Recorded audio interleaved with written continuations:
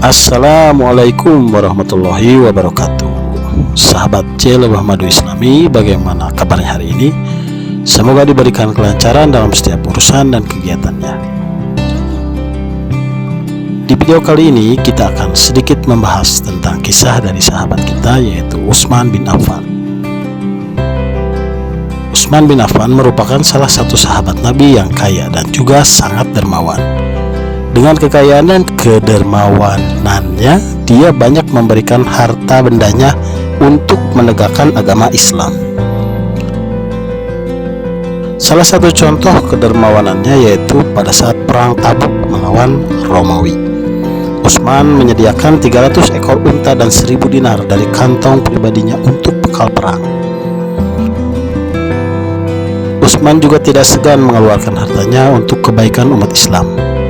Misalnya ketika Utsman bin Affan membeli sebuah sumur milik orang Yahudi di Madinah untuk umat Islam.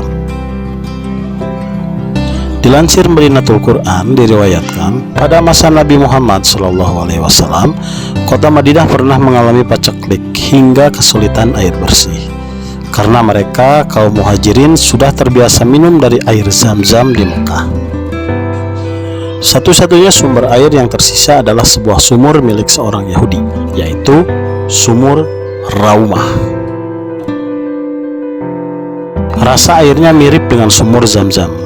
Kaum muslimin dan penduduk Madinah terpaksa harus rela antri dan membeli air bersih dari Yahudi tersebut. Seorang Yahudi tersebut menjual airnya kepada umat Islam dengan harga yang cukup tinggi. Tentu saja umat Islam menjadi resah dengan persoalan ini. Kabar ini akhirnya sampai kepada Rasulullah SAW. Rasulullah SAW lantas menyeru kepada para sahabatnya untuk menyelesaikan persoalan air dan sumur tersebut.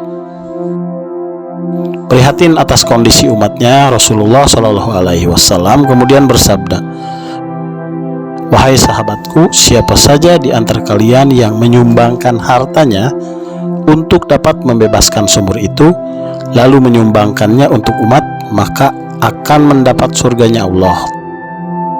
Demikian hadis riwayat Muslim. Mendengar hal itu, Utsman bin Affan yang kemudian segera bergerak untuk membebaskan sumur Raumah itu, Utsman segera mendatangi Yahudi pemilik sumur dan menawar untuk membeli sumur Raumah dengan harga yang tinggi. Walaupun sudah diberi penawaran yang tertinggi sekalipun, Yahudi pemilik sumur tetap menolak menjualnya. "Seandainya sumur ini saya jual kepadamu, wahai Utsman, maka aku tidak memiliki penghasilan yang bisa aku peroleh setiap hari." Demikian Yahudi tersebut menjelaskan alasan penolakannya. Dengan segala kepandaiannya dalam bernegosiasi, Utsman pun berhasil membeli sumur tersebut dengan harga 12.000 dirham. Namun, sumur tersebut belum sepenuhnya dimiliki oleh Utsman. Utsman harus bergantian untuk mengambil air tersebut. Pasalnya dari sumur tersebut milik Utsman dan sehari lagi sumur tersebut milik Yahudi. Dan begitulah seterusnya. Utsman pun menyerukan kepada kaum muslimin agar mengambil air sumur tersebut sebanyak mungkin pada hari ketika sumur tersebut dimiliki oleh Utsman. Kondisi demikian berjalan beberapa waktu, hingga akhirnya keesokan harinya Yahudi mendapati sumur miliknya sepi pembeli karena penduduk Madinah masih memiliki persediaan air di rumahnya. Sehingga Yahudi pemilik sumur tersebut menawarkan kepada Utsman untuk membeli secara penuh.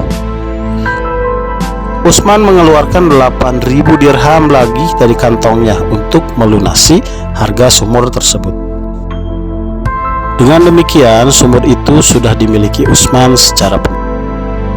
Sumur ini lantas diberikan dan diwakafkan kepada umat sehingga umat Islam bebas mengambil air kapanpun mereka butuh. Sejak saat itu, sumur Raumah dapat dimanfaatkan oleh siapa saja, termasuk orang Yahudi pemilik lamanya. Sumur tersebut dikenal dengan nama Sumur Raumah.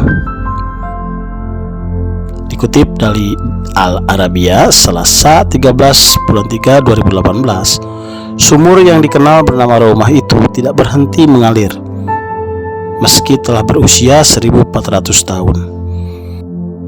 Seorang peneliti dari pejabat pengembangan Madinah, Abdullah Kabir, mengatakan kepada Saudi Press Agency bahwa itu merupakan satu-satunya sumur zaman Nabi Muhammad Shallallahu Alaihi Wasallam yang masih mengalir hingga sekarang.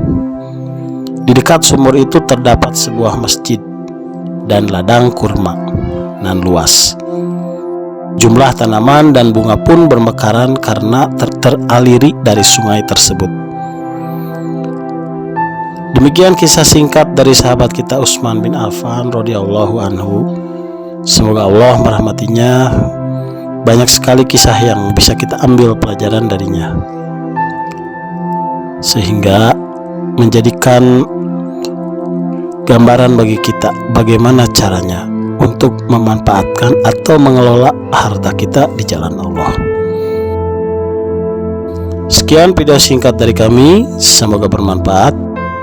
Dan jangan lupa selalu bersemangat dalam mencari ridha Allah Subhanahu wa ta'ala yang senantiasa mencurahkan rahmat dan ampunannya bagi siapa saja yang beriman kepadanya.